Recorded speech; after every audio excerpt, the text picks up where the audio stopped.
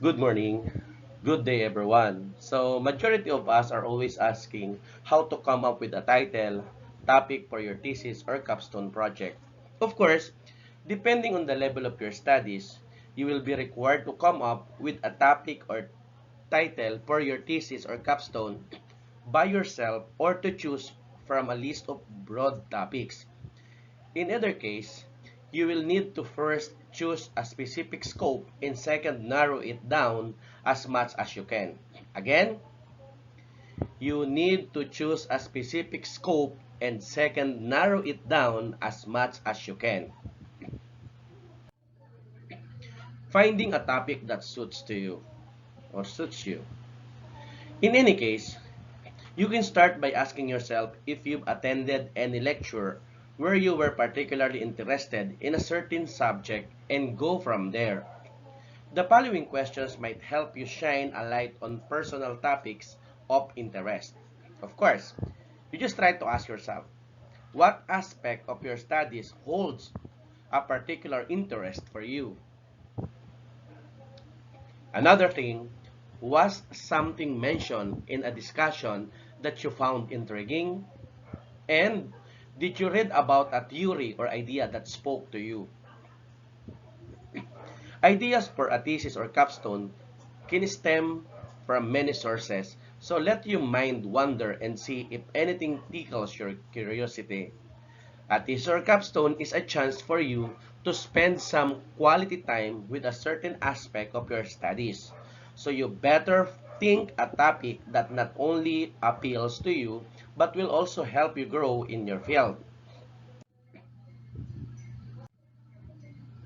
The easiest method to choose a capstone or title project, of course, we can all agree that choosing a topic for a thesis or capstone or any paper is one, if not the most, difficult step in writing. However, according to Salmans, choosing a topic for your thesis or capstone is rather easy if you focus on these three following areas.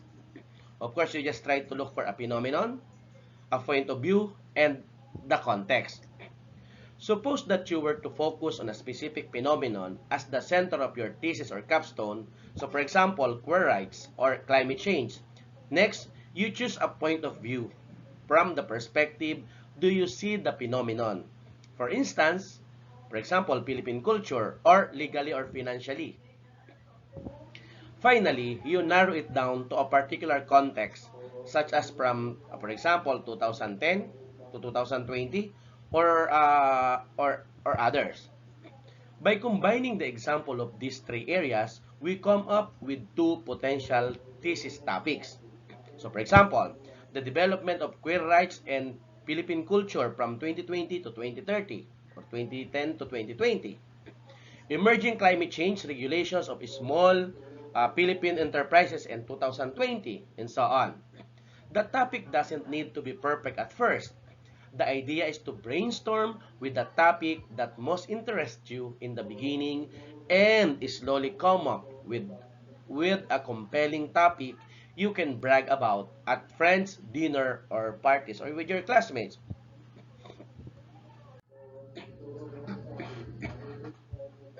How to choose a thesis topic that will get you a job. If you will be writing extensively about a specific topic, it does not only have to meet the requirements of the academia, but it should also expand your professional horizons. According to the article, How to Pick a Master's Thesis Topic, you should be thinking about beyond the completion of your degree. The author states, use your time as a student to make yourself as attractive to employers as possible. So, for example, after your baccalaureate degree or bachelor's degree, you're going to apply. Maybe they were asking what previous software or system you will be developed, you develop or you're done, or what system you depended during your baccalaureate degree. In order to achieve this, make sure that at least one of the three components, again, phenomenon, point of view, and context, is of interest in your desired professional field. So, for example, the thesis topics mentioned a while ago would be a great help to people interested in working in the field of human rights and climate change. By choosing a thesis topic related to your professional future, your chances of landing your desired job will be higher, as you could bring fresh and valuable knowledge to an organization. So therefore, for example, if you are in the IT field, and at present, of course, in the IT field, we are eyeing for a data mining, no? Of course, with different applications, game development, and so on. It helps a lot, of course, no? Right after your graduation.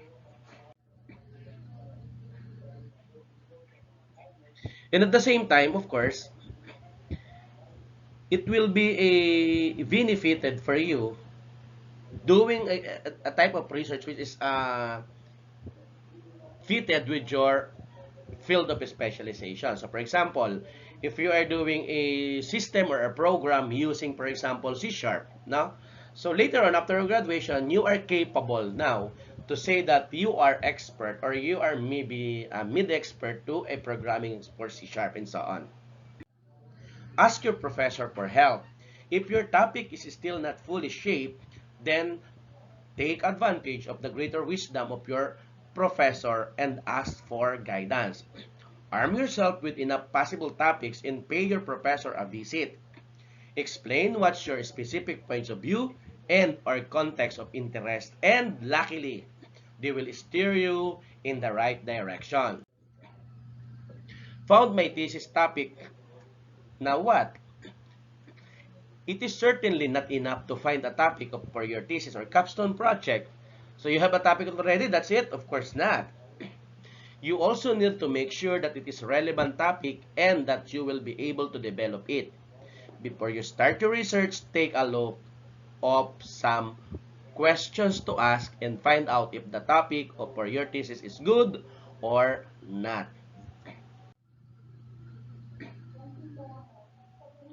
So this will be the frequently asked questions about coming up with a topic for thesis or capstone project.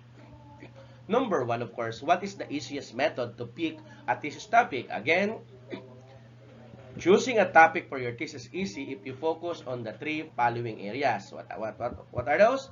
Phenomenon, point of view, and context. How long does it take to find a thesis topic? The amount of time you need to choose a thesis topic depends on you. If you use the method we explained earlier, it can take very short time. If you doubt yourself too much, you might end up spending many days choosing a topic. Who do I ask for help while finding a thesis topic?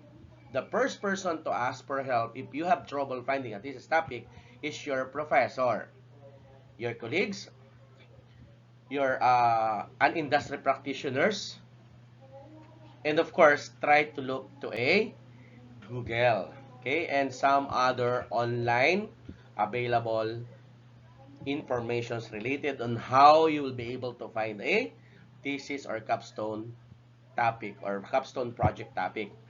Take advantage of the greater wisdom and ask for guidance of your professors.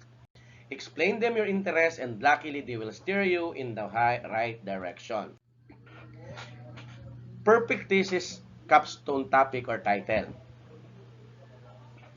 Having chosen a thesis topic is one small step for you, but one giant leap for your thesis or capstone.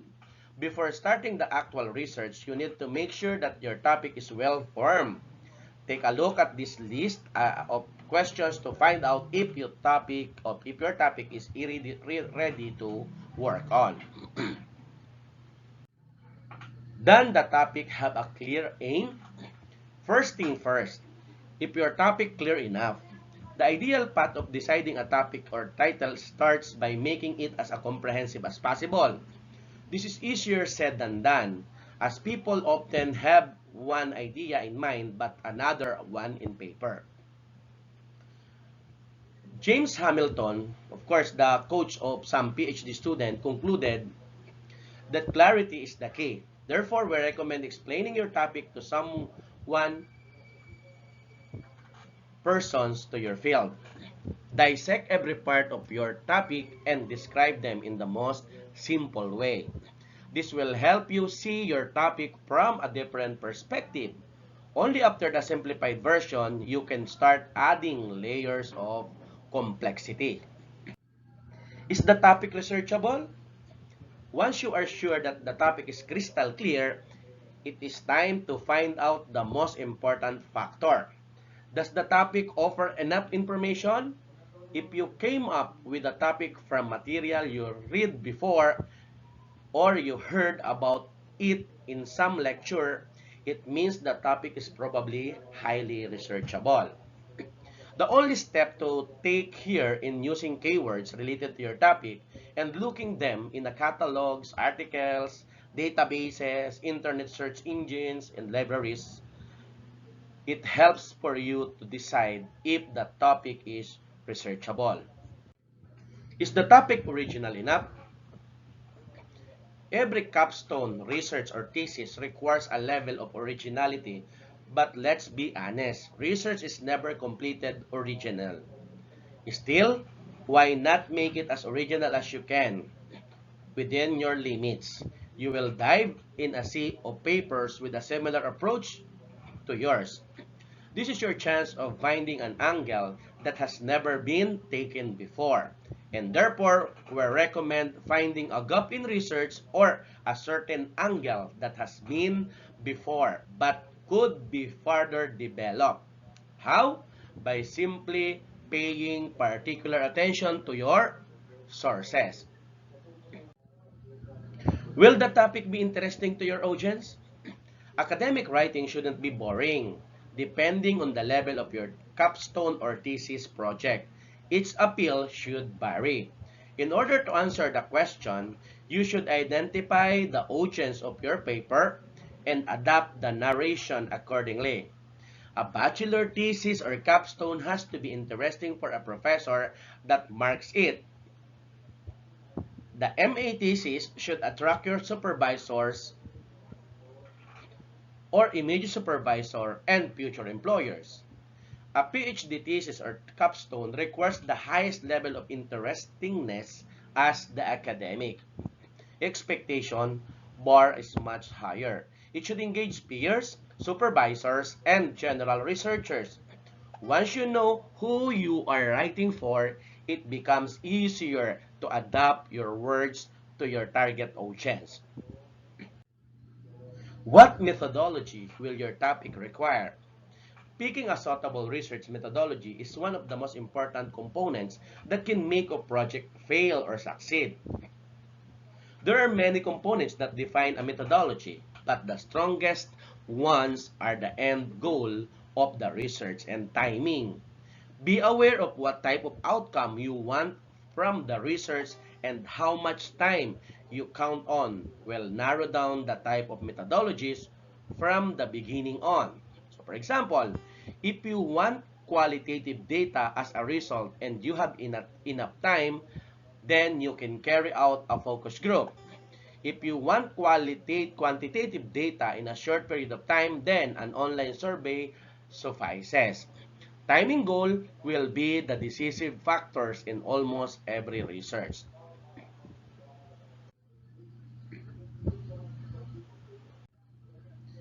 That's it for today.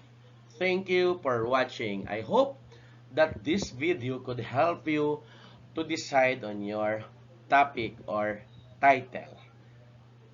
Thank you for watching and God bless everyone.